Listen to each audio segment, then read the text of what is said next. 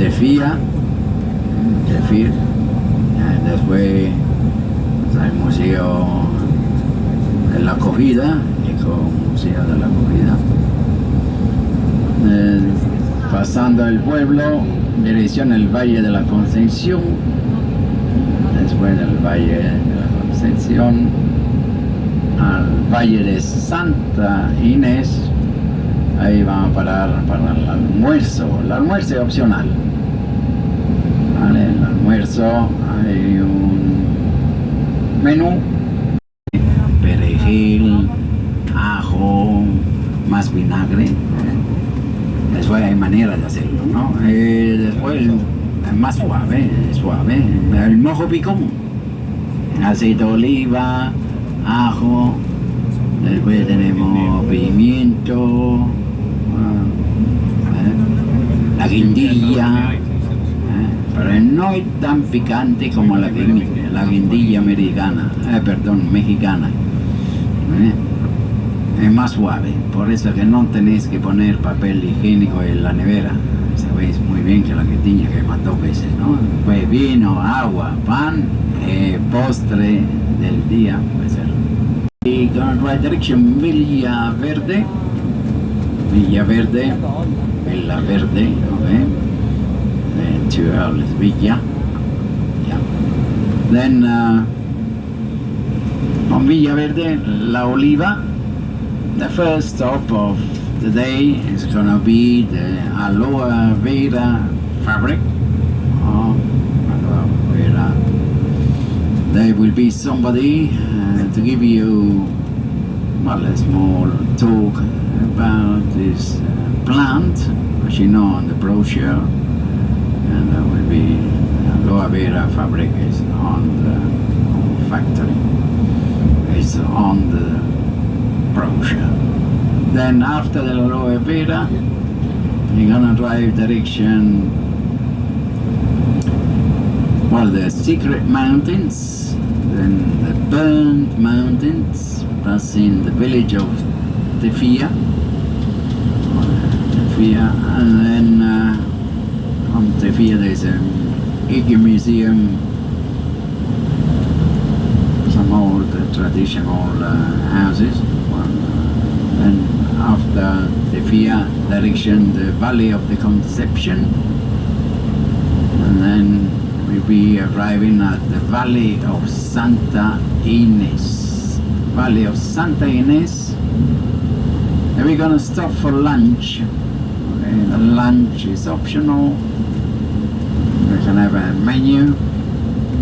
As a starter, a typical stew, Canadian stew, with some chickpeas and vegetable and meat and pasta, right? Or pumpkin soup as a starter if you want.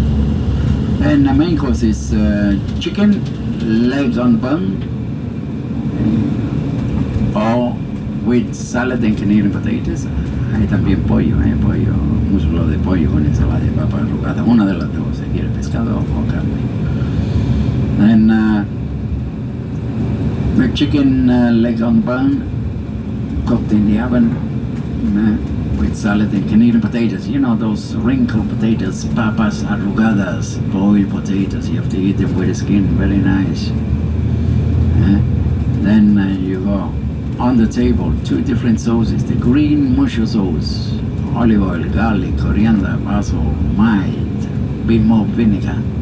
Or the red mushu sauce, olive oil, garlic, chili peppers. But it's not that chili like the Mexican chili, it's a bit milder. That way you don't have to put any toilet paper in the fridge. You know very well the chili burns 2 times.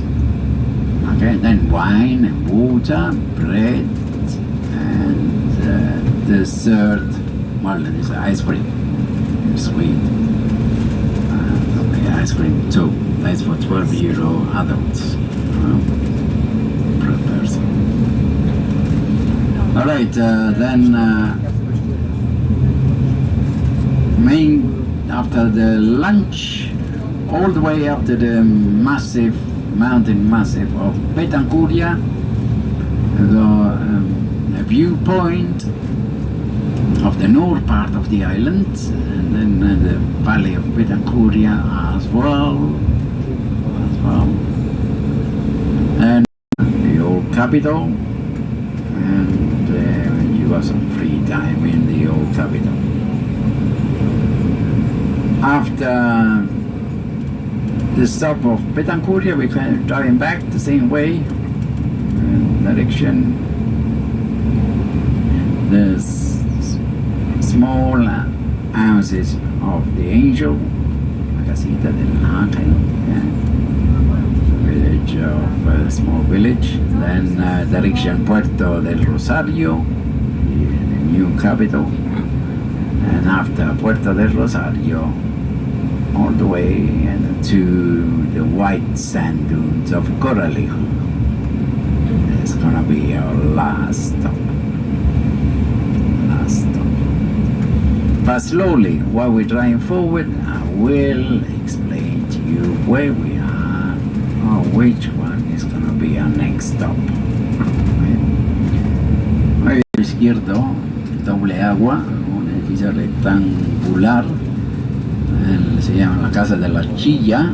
On the left hand side you can see a typical traditional building. Well, that is a rectangular building, long, with a gable roof there, two sides roof. Yeah, it looks like it's called La Chilla. That was like storage for the cereal, and well, that used to belong to the church, and the farmer used to pay a tax, like 10% of the harvesting to the church at that time.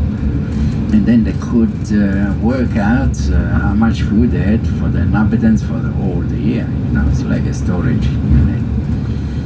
La Chilla, ¿no? Como pertenecía a la iglesia, el décimo, tenía que pagar los campesinos a la iglesia.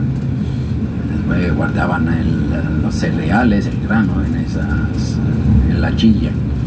Después ya la iglesia allí repartían, hacían los cálculos para la comida que había para los habitantes de la isla.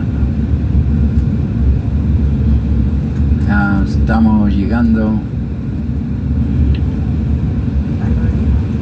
al la Aloe, Aloe.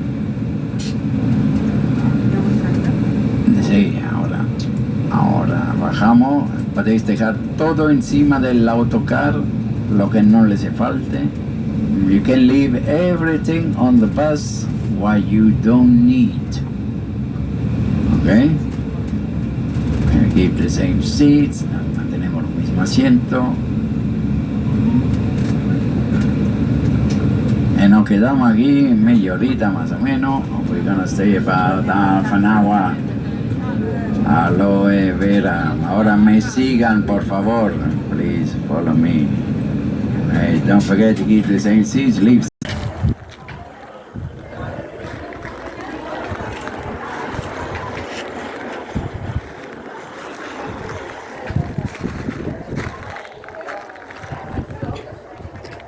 Там маленькая плантация алоэ.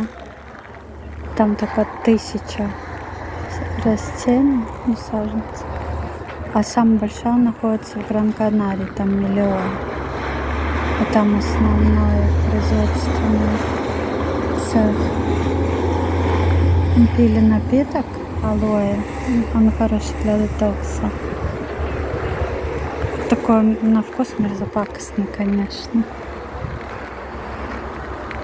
Прикольно.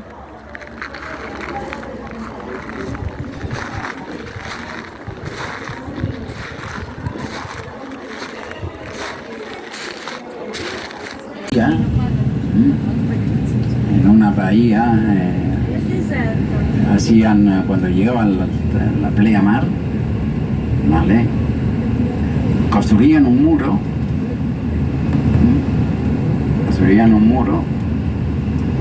para que el agua pudiera caber, encendido podía repasar, pero los pescados se quedaban atrapados como una nasa, ¿vale? Una nasa. Después cuando llegaba la baja mar, los pescados se quedaban atrapados detrás, ¿no? El muro. Muy bien. Y después used to get a type of cactus called cardón, a long type of cactus. Y en la isla de Fuerteventura, la dieta es el gofio, que es maíz tostado o diferentes cereales también tostado.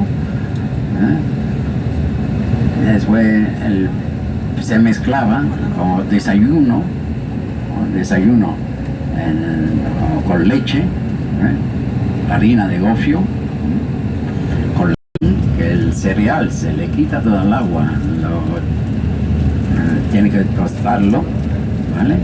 Y después la vacía por un molinero,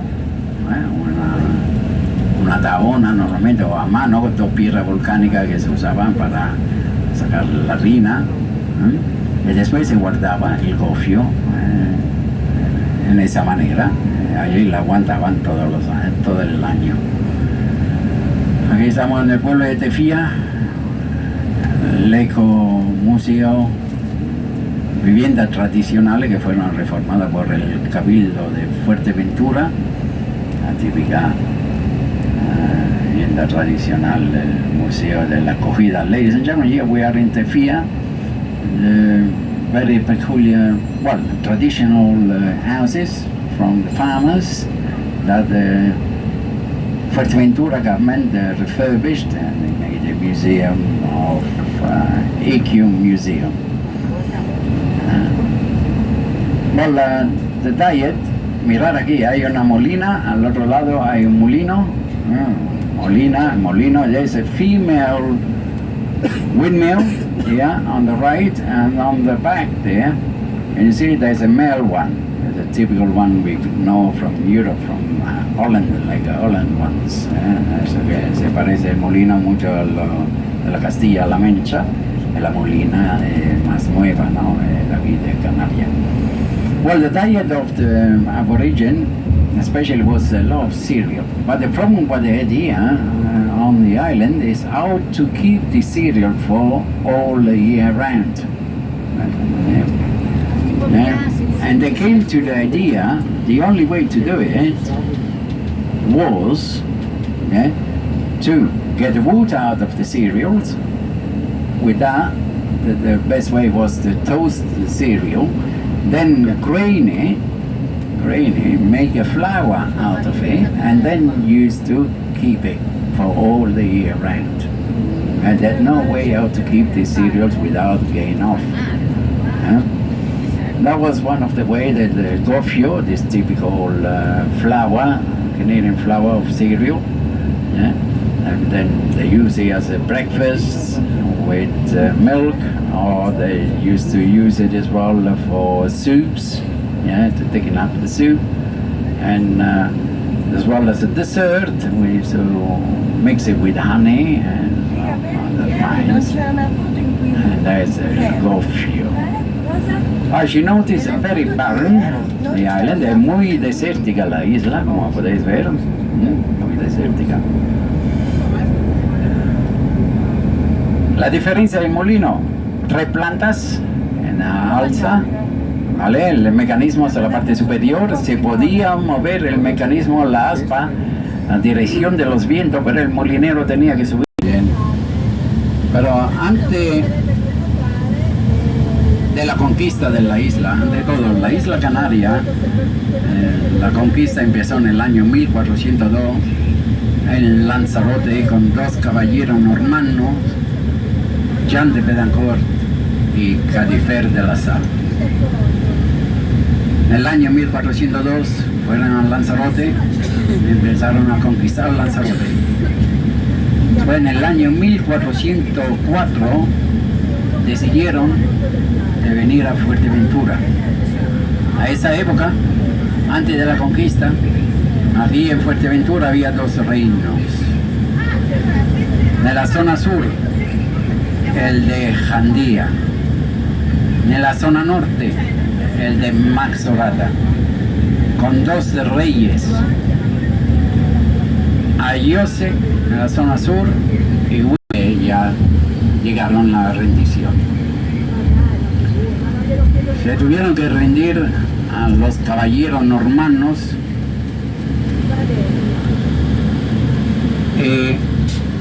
siendo prisionero lo bautizaron a los 2 reyes en nombre católico, uno Luis y el otro Alfonso. Luis y Alfonso. Entonces los 2 reyes después trabajaron con los conquistadores para el interés de los habitantes de la isla. Estuvieron trabajando con ellos. Muy bien, en Fuerteventura, en esa época. Ok, ladies and gentlemen. Vale, la conquista de las Canarias al final duró 90 años. La última isla conquistada fue Tenerife. Ok, ladies and gentlemen. The conquest of the Canary Islands started in the year 1402 in Lanzarote with 2 Norman knights, Gadifer de la Salle and Jean de Betancourt. They arrived in Lanzarote in the year 1402, conquered Lanzarote, but in the year 1404, they decided to come over Fuerteventura to conquer this island. In Fuerteventura was 2 kingdoms before the conquest. The south part, the kingdoms of Andia. In the north part, the kingdom of Maxorata. Those 2 kingdoms. And there were 2 kings, one Ayose in the south, in the north, Wise. When the European came, they fought bravely. They say they were very los piratas que llegaron aquí en el año 1500, 1600, 1700 en busca de esclavos y llevarlo al mercado de los esclavos de Sevilla, ¿vale? Pero en el año 1593 llegó un pirata berberisco a Ras, se quedó aquí en Fuerteventura por 3 meses. Después, una vez dejado la capital, salieron corriendo,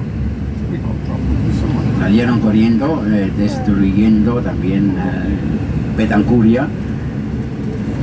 En el año 1406, fue en el año 1410 empezaron a construir la iglesia.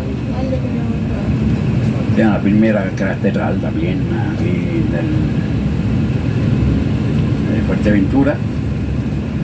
Después también presentaron en el año 1416 el monasterio. Lo único que queda son las ruinas, son los muros en forma latina, cruz latina. No queda el tejado, ¿no? Es Santa Fuerteventura. Típica arquitectura aquí del pueblo o de la isla de Fuerteventura, vieja, antigua arquitectura señoría. From the 36 to the 1860, and from 1860 until nowadays is Puerto del Rosario. Yeah, where the Jean de Betancourt, that is the name of the old capital. Fuerteventura comes from this conquistador Jean de Betancourt. Here you can see a Franciscan monastery, a ruin of a Franciscan monastery, typical Latin cross building. The roof is collapsed. It was built in the year 1416. Second Catholic church built on the Canary Island, the Virgin of Santa Maria de Fuerteventura. The bells of the bell tower arrived on the island year 1430. And 10, then they start building the church, and it was called Nascimento building, Morocco. And the Gente Betancourt settled themselves here in the year 1404, thinking there had been a ravine, okay, and they had enough groundwater. They could protect themselves better from the pirates. The pirates used to come in the year 1500, 1600, 1700, looking for slave and bring it to the slave market of Seville. The ravine goes all the way down, then behind the mountains we got as well water dam to recollect the water, the rain, especially the rainwater. We've got a bit of underground water here as well. So typical old building from a lord area. And to walk to the old town, you have to walk here on the right. Then you come to the old town. Maybe if you want to visit the church, it's going to cost you €2. Up to you if you want to visit the church. If you go here on the front, there's an archaeological museum on the left, and there's free entry. Это старый город, когда-то был столицей Fuerteventura, Бетанкура.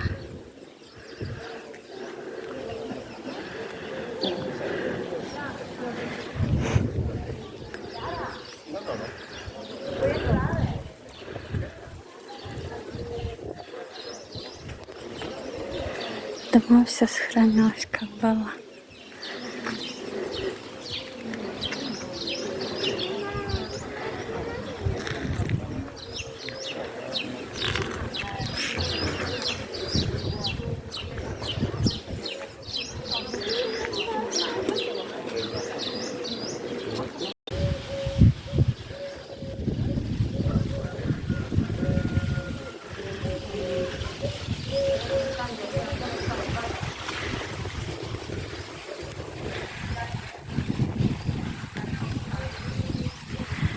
Идем гуляться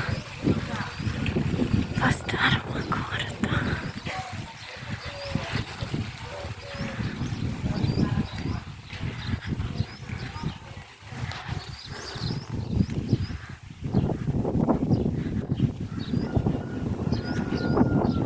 Нам на экскурсии рассказали, что здание можно строить только зеленого, коричневого, бежевого цвета. Это дань уважения природе. То есть такие природные цвета. Вот. Поэтому в Фуэртевентуре вы не увидите здание, там, не знаю, фиолетового цвета, какой-нибудь синего. Кстати, я тоже заметила. Хотя, если вы не обратили внимание, я даже не заметила, потому что у них крыши такие довольно яркие. Я бы не сказала, что они такие коричневые.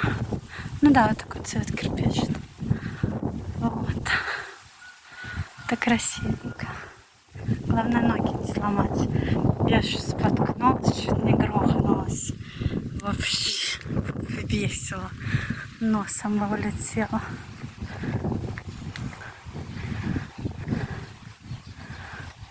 Так красивенько. Все так красивенько. Что людей не тратить. Современно. Ой, там красиво. Что-то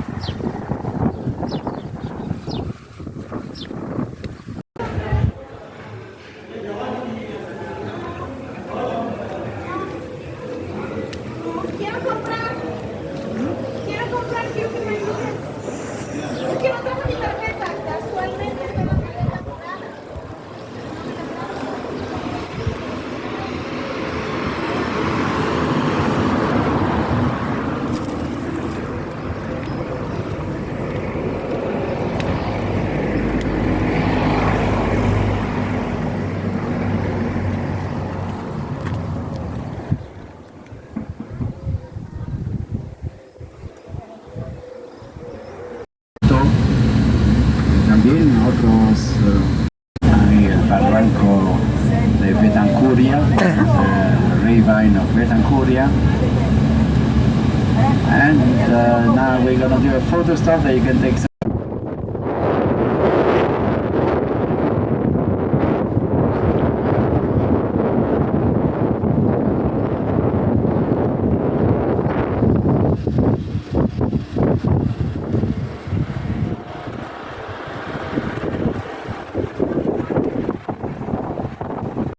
Они, не знаю, наверное, метра 4-5 высотой. Сама сойти. Тут такая красота.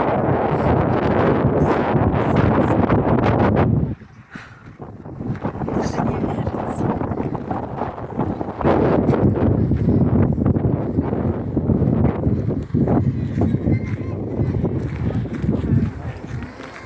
Все, пойдем к автобусу. Насмотрелись. Это два короля. Там